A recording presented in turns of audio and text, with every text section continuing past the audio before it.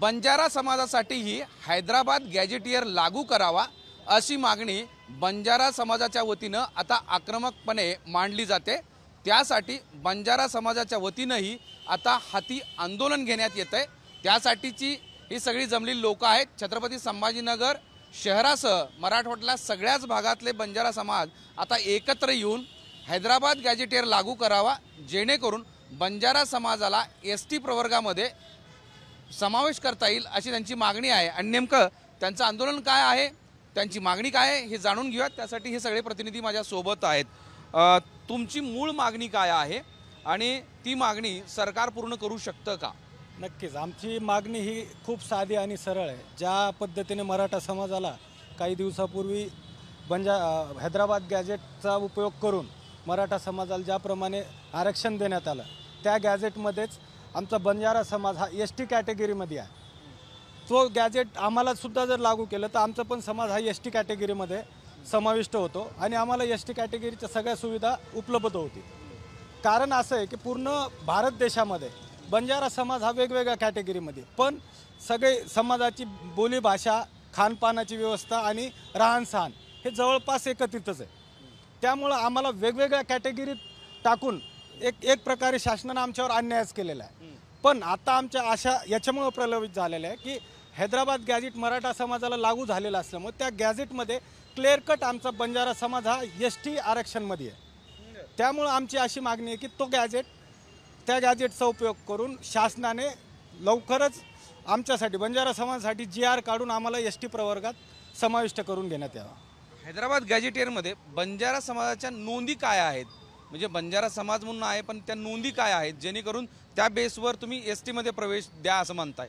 नाही, त्या नोंदी आहेतच ना। तुम्हाला सांगतो, मूळ मुद्दा असा आहे की 17 सप्टेंबर 1948ला जेव्हा मराठवाडा मुक्त झाला, खरं तर त्या दिवशी हा बंजारा समाजासाठी काळा दिवस होता।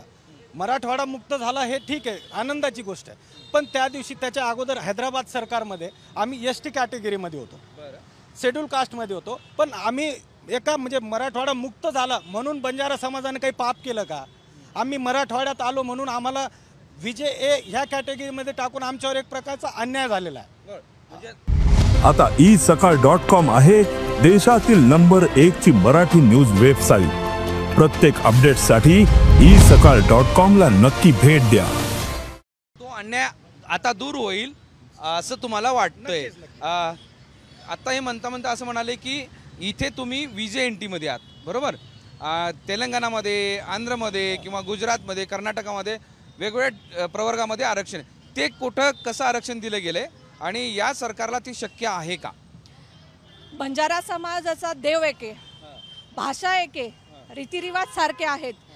मग सगळीकडे कुठेतरी SC दिलं जातंय, कुठे ST दिलं जातंय, कुठे भटक्या विमुक्त असं प्रवर्गात त्यांना समाविष्ट केलं जातंय।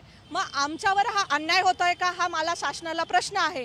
आणि हा अन्याय आम्ही आता सहन करणार नाही, कारण आमच्या येणाऱ्या पुढील पिढीसाठी हे आरक्षण देणं सरकारला अत्यंत गरजेचं आहे।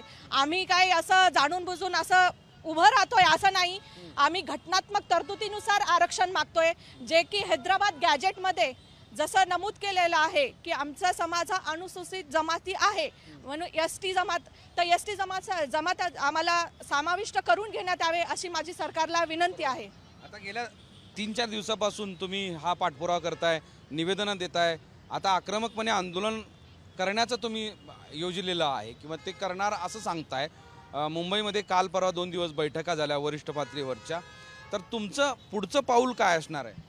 परवाच एकनाथजी शिंदे साहेब इथे आले होते, उपमुख्यमंत्री महाराष्ट्राचे, तेव्हा मी माझ्या समाजाला घेऊन एअरपोर्टवर गेले, त्यांनाही निवेदन तिथं देण्यात आलं। त्यांनीही आम्हाला हे दिलंय की शाश्वती दिली आहे की नक्कीच यावर आम्ही विचार करू नाही। माझा पण विश्वास आहे की आपलं सरकार आहे, देवेंद्रजी भाऊ आहेत, आमचे भावासारखे आहेत, ते आमच्या समाजावर अन्याय करणार नाही आणि अन्याय झाल्यास मग आमचा बंजारा समाज हा पेटून उठेल असं मला तरी वाटतं। पेटून उठेल म्हणताय तुम्ही, काहीतरी म्हणलं की आता आम्ही रस्त्यावर उतरून आंदोलन करणार? नाही, आम्हाला जर गॅजेटमध्ये हैदराबाद गॅजेटमध्ये जर ST प्रवर्गात नाही केलं, केंद्र शासन जर याची दखल नाही घेतली, तर आमचा बंजारा समाज 12 सप्टेंबरला रस्त्यावर उतरून रस्ता रोको आंदोलन आम्ही नक्की करू. बरं, 12 सप्टेंबरला रस्त्यावर उतरून आंदोलन करणार आहे. तुम्ही तरुण मुलं पण या आंदोलनामध्ये सक्रियपणे सहभागी होत आहेत. आत्ता काही वेळापूर्वी बोलता बोलता म्हणाले की आम्हाला मग जलसमाधी घ्यावी लागेल, वेगवेगळ्या आंदोलनाची भूमिका घ्यावी लागेल. या महाराष्ट्राचा इतिहास आहे. जेव्हा जेव्हा युवा शक्ती आणि विद्यार्थी एकत्रित होतात ती मागणी या सरकारला मान्य करावीच लागते. आणि आता या विद्यार्थी म्हणून आम्ही देशाचं भविष्य आहोत.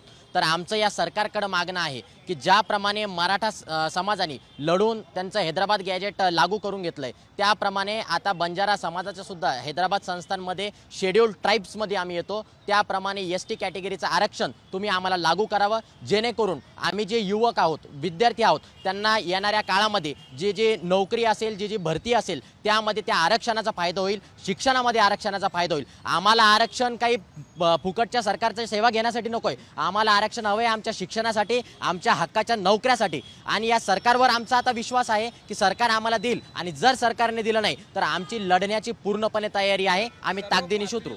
बंजारा समाजातले लोक या आंदोलनामध्ये सहभागी होण्यासाठी इच्छुक आहेत आणि ते तरुण मुलं सुद्धा आहेत, महिला सुद्धा आहेत. या आंदोलनामध्ये आता महिला सुद्धा सक्रिय सहभागी होत आहेत.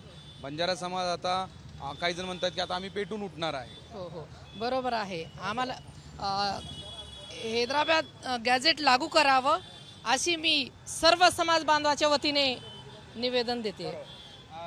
एक शेवटचा प्रश्न असा आहे की आत्ता जे VJNT प्रवर्गामध्ये आहात त्या प्रवर्गातून तुम्ही ST मध्ये मागणी करताय.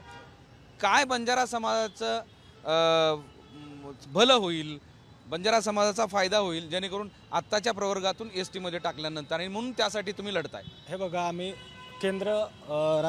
केंद्राच्या याच्यामध्ये आम्ही OBC कॅटेगरीमध्ये आहोत आणि राज्य शासनाच्या याच्यात आम्ही VJA मध्ये आहोत. तुम्हाला सांगतो, आमचा समाज जर ST मध्ये गेला तर आमच्या समाजातले प्रत्येक घरातला एक माणूस हा क्लास 1 अधिकारी झाल्याशिवाय राहणार नाही. तुम्हाला सांगतो, VJA किंवा OBC मध्ये असल्यामुळे आमचा कट ऑफ हा 78% 80% वरती जातो. आम्ही जर ST मध्ये आलो तर तो नक्कीच आमचा 40% खाली येईल. आणि त्यासाठी आम्हाला शासनाकडनं हीच अपेक्षा आहे, देवाभाऊकडनं हीच अपेक्षा आहे की आम्हाला हैदराबाद गॅझेट लागू करून आम्हाला लवकरात लवकर त्यांनी ST आरक्षणामध्ये सामील करून घ्यावं. कधीपर्यंत करा असं म्हणताय आणि कधीपासून तुम्ही आंदोलन हाती घ्या? बघा, आम्ही आता उद्या 12 तारखेला आम्ही कॅम्ब्रिज चौकामध्ये आम्ही रास्ता रोको आंदोलन करत आहोत.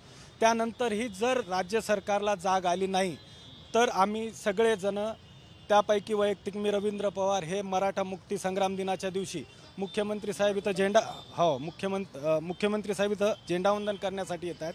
मी त्यांच्यासमोर आत्मदहन करणार आहे. जर शासनाने रास्ता रोकोची दखल न जर घेतली तर त्यानंतर मी 17 ऑक्टोबरला आत्मदहन करणार आहे. पाऊल उचलत आहे. हो, टोकाचं पाऊल उचलत आहे. हो. बंजारा समाजाच्या वतीनं आता आक्रमकपणे भूमिका मांडत असताना ते म्हणतात की आम्ही जोपर्यंत आम्हाला ST प्रवर्गामध्ये प्रवेश मिळणार नाही तोपर्यंत आम्ही आक्रमकपणे हे आंदोलन करू. आणि सगळ्यात महत्त्वाचं म्हणजे आत्ताच्या ज्या प्रवर्गात आहेत त्या प्रवर्गापेक्षा ST मध्ये त्यांच्या बंजारा समाजाला फायदा होईल आणि त्यामुळंच ही लढाई ते लढत असल्याचं सांगतायत. मोहम्मद इरफानचा माधव सावरगावे, साम TV, छत्रपती संभाजीनगर.